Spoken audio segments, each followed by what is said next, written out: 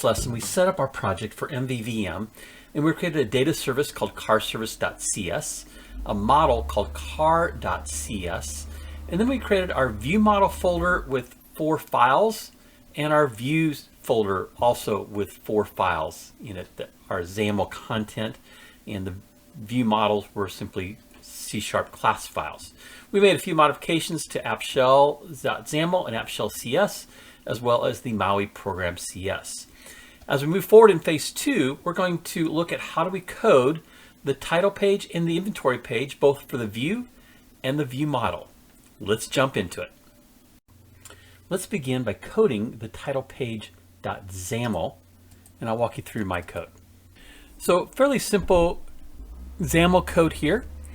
We're going to, on the header, put the title as South Mountain Motors. I'm going to set the background color to black and the shell background color to maroon. That's going to be our title bar up at the top.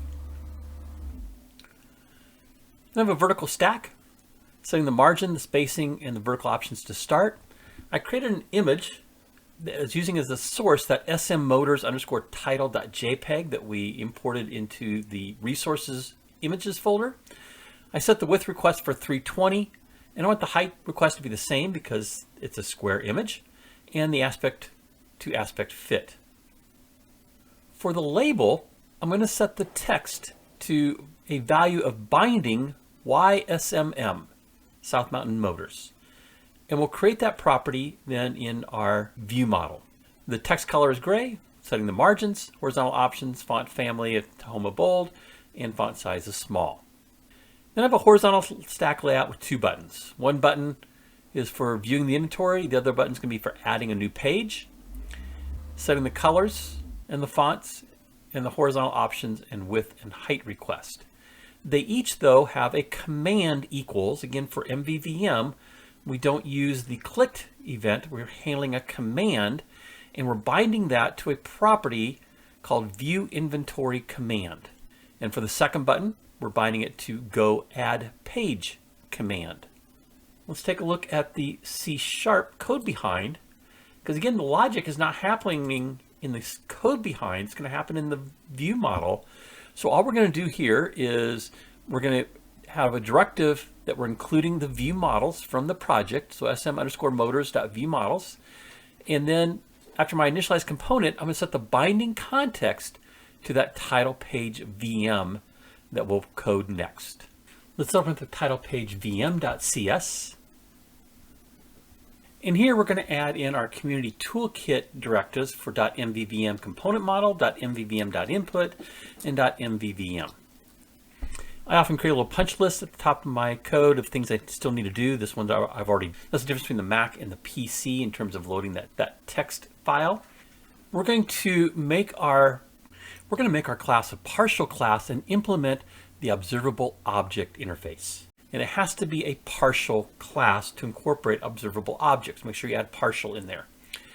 I'm going to set up an observable property, so I have an attribute of observable property, and it's a public string YSMM. Remember, that's the text that we're going to display in that label on our title page. We have our constructor, and here, if you're using the PC, we want to do a task T equals load MAUI assets PC. And if you're doing this on a Mac, I would comment that out and uncomment out this line of load MAUI asset Mac. And I created 2 different methods to handle those 2 different platforms. We have properties that are observable through the Community Toolkit MVVM. We also have relay commands that are how we tie the commands from the view to the code of the view model. Here I have a attribute of relay command, that's in square brackets, and then private void view inventory. Now in our code on the title page for XAML, we listed this as view inventory command, and we also listed the other one as go add page command. For our relay commands, though, specified here in the view model, leave off the word command. These are our code generators, source code generators, that Community Toolkit creates the back end for us. And these do not need, nor should they have, the word command on them. It's just whatever comes in front of that. So private void view inventory. And then because this needs to be an asynchronous thing and I can't put an async here, I'm going to call a method called goInventory. And I do the same thing on that goAddPage command. We're just going to have it goAdd. So here are those two methods. Our goInventory method is an asynchronous method, and we're going to await shell.current.goToAsync cars inventory. And then the goAdd is going to be an asynchronous method. So await shell.current.goToAsync add vehicle. Now remember, we set these routings up in our app shell.xaml.cs code previously. Here are the two methods for loading the assets, both for the Mac and the PC. So load assets PC, we're going to create a stream reader and open that reader, read it to the end, and set its contents to YSMM.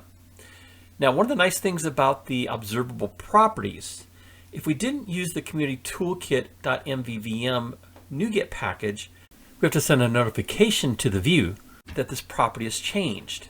But by setting that observable property attribute on the YSMM above, the source code that's generated by the NuGet package takes care of that for us. We don't need to specify that this has been updated. On the Mac side, we're going to use a stream reader, open up our file. We bundled that text file as a bundled resource. We're going to read it to the end, just like we did before, and set its contents to YSMM. That's it for the title page. You might want to just test and see if the title page displays correctly. But next, let's go in and create our inventory page XAML content. For the XAML code for inventory page, at the header, we're going to add a models XML namespace, and it's going to equal clr-namespace:/smmotors.models. Again, if you just put the quotes here and go inside and start to type smmotors, you'll get a drop-down list and it'll show you that file you selected. Background color is going to be black, title inventory page, and then we'll keep with the shell background of being maroon. We're going to use a grid with 3 rows of 70 units, the remainder set as an asterisk, and 50 units, and we're going to have the vertical options as start. Inside that is a vertical stack layout, and I have no idea why I set the grid row span to 2.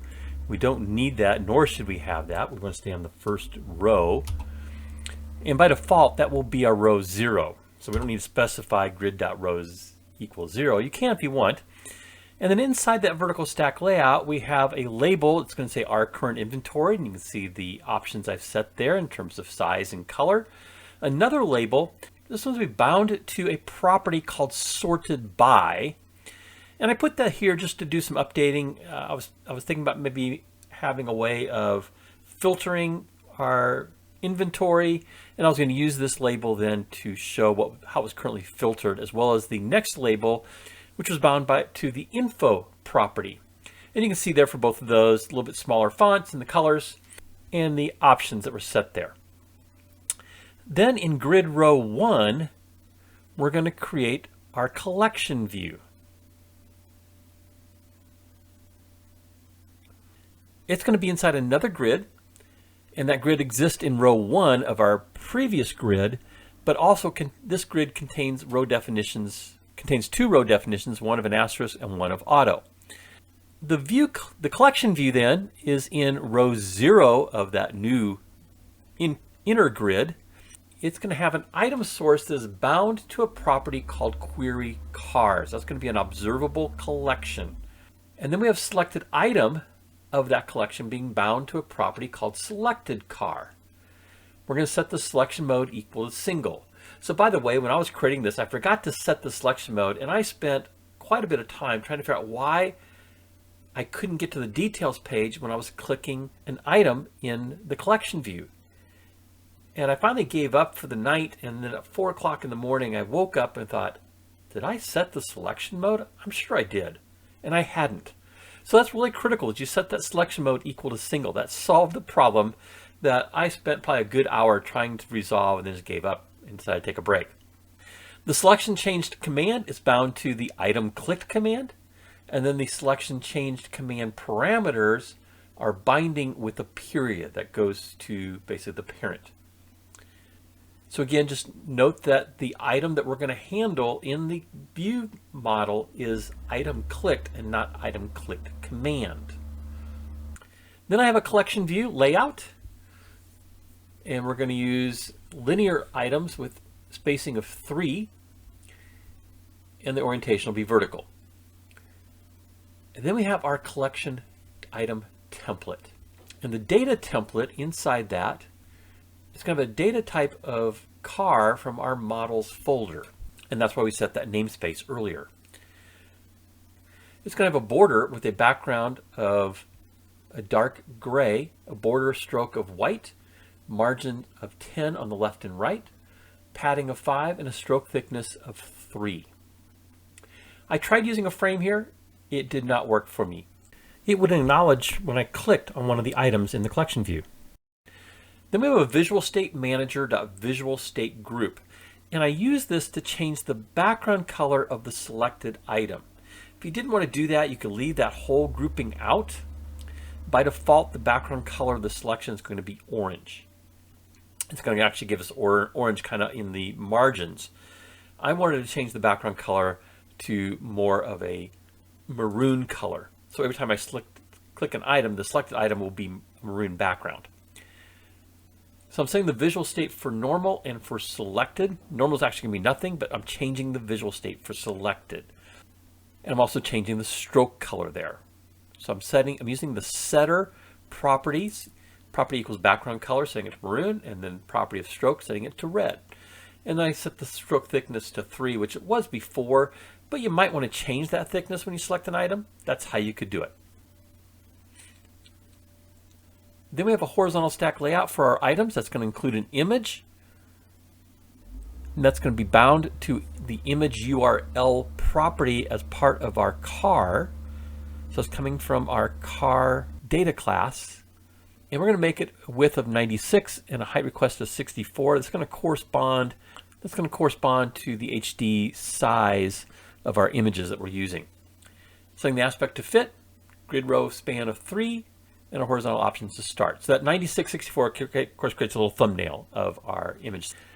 Vertical stack layout then next to that, that's going to contain 3 labels. One's going to be the year, make, and model. So it's bound, the text of it is bound to YMMM property of our car class. The next label is going to show the number of miles. It's going to be bound to our miles property. And I gave it a format here of using a comma and the word miles. And then the next one is bound to the price property, and I'm using a format here of currency with no decimals. Changing the colors of those last two to a light gray and red. Includes our border in the data template, and then we're going to close out the collection view item template.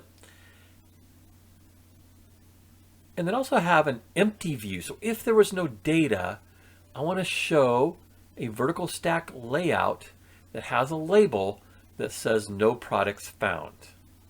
And then another label that says try adding a new car with the add page button. Since we're preloading our database with 7 models from our car collection, that shouldn't be the case unless of course we deleted all those 7. We could have a situation where there's no data. Then below that collection view, I have a horizontal stack, setting the spacing to 20, having it centered. This is going to be in grid row 2 and a margin of 15 at the top, just to pull it down a little bit.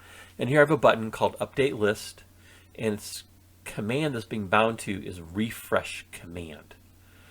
Now you see that I have another button there for future reference if I wanted to add a way to search by the make. There's a button there that I could uncomment and code that. I ran out of time encoding that. Closing our grid and our content page. That's the end of our XAML for the inventory page. Let's take a look at its code behind, which again we're going to reference the ViewModels, and then our binding context after we've loaded this page is going to be tied to the InventoryPageVM, and we're going to pass it the app.shell.car service. That's going to inject that car service into our InventoryPageVM. It allows us to use the business logic to access the methods of that car service. Next, we'll jump over to the Inventory Page VM. The Inventory Page View model contains directives to our Community Toolkit.mvvm component model as well as input, and then to our Data Services folder, our Models folder, and then the System.Collections.Object model. This is another partial class, InventoryPageVM. It's going to implement the observable object interface. And then we have a public car named selected car as a property, and that's not going to be a Community Toolkit style property, so it's not an observable property. And then the same thing for a car named shared car. That's going to be static, so we can access that from another page, from our details page. We have a observable property for info, sorted by, my cars VM, our title color, which is going to be colors.red initially, and then observable collection of type car, we're naming inventory, and another one called queried cars. One thing to note here is that all of the property names are lowercase to start with, but the reference to them on the XAML page in the view were all uppercase. Again, that's just how the Community Toolkit MVVM sets up those connections with the source code that's generated by it. Then we have our constructor, and in our constructor we are receiving a car service that I named cars VM, and then I'm setting my cars VM, that was the property we had above, to the past value of cars VM. Setting the string for info, the information will be displayed here, and then we're calling a build list method, and we'll look at that in just a minute. Below that, you're going to see there are two relay methods. One is for our item click command. We're going to set the info to the model of selection is, and whatever the model that was selected and the ID that was selected for that in brackets. I was using that sort of for testing to make sure it was getting the correct IDs. And then we're going to set shared car equal to selected car. So that selected car again was what's bound, but shared car is what will be shared with the details page. And then we're going to call a method called show details. That's going to take us that details page. The other relay command here is for refresh, which just calls the update list method. Let's look at some of these methods. So here's the show details, and we're going to try, once again, we're going to set the shared car to selected car. It's kind of a duplicate. We did that above. And then we're going to await the shell.current and go to async details. That should take us to the details page. And again, this is an asynchronous method. If that doesn't work, we have the info being set to whatever the message is of the exception that is caught. Here's our update list. We're going to call inventory.clear. That is our collection of cars. And then we're going to await, and we're going to take the my cars VM service, and we're going to call the get inventory MMY. And that's going to sort all of our cars by make, model, and year. And then we're going to specify in the sorted by property how they were sorted. And then for information, we're going to specify how many cars were found, which should be all of them. And again, if something goes wrong, we'll display that in the info property. Our build list, which is what we were calling from our constructors, sort of the same thing. We're going to set the inventory to mycars.getInventoryMMY, set the sorted property, and then if the inventory count is less than 1, so in other words, there's no cars, then we're going to populate cars. So this is what's going to access that populate cars method that we had in the cars service to build those 7 initial cars. We're going to delay for a full second and then set the inventory equal to the myCarsVM car service and get the inventory MMY. Again, this is going to be the make, model, and year. And then we'll specify in the info how many cars have been found. And then we're going to set queried cars equal to inventory. Now remember, back on the XAML page, that was what we were binding our item source for the collection to, was queried cars. That's it for our inventory VM. At this point, I was just going to the Build menu and choose Clean Solution.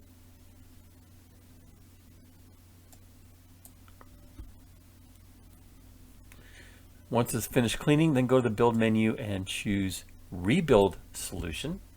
Make sure there are no errors.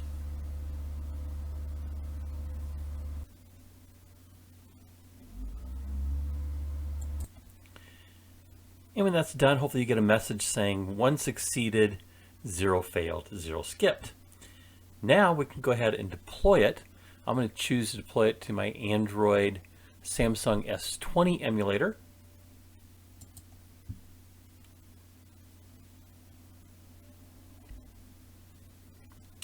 And there's our project. We have our title page. I can click the inventory button. It'll take me to the page that shows those 7 cars that we started with. And if you click on any one of these, it'll take you to the detail page. Yours will be blank. If I click on one, it's going to take me to my detail page because I've already coded it out in anticipation of phase 3. And you see how it changes colors for our selected view, and to go back you can click the back button since nothing else is coded. I'm going to go back to my title page. There's also the Add Car button here. You can test that. Again, it's going to take you to a blank page where you're going to see stuff on my page, and we'll code that in the next video. But just make sure you can navigate through those 4 pages and that your inventory comes up in the collection view. I'm going to stop my application, and we'll be ready for the next lesson in which we will code the Add Page View and ViewModel.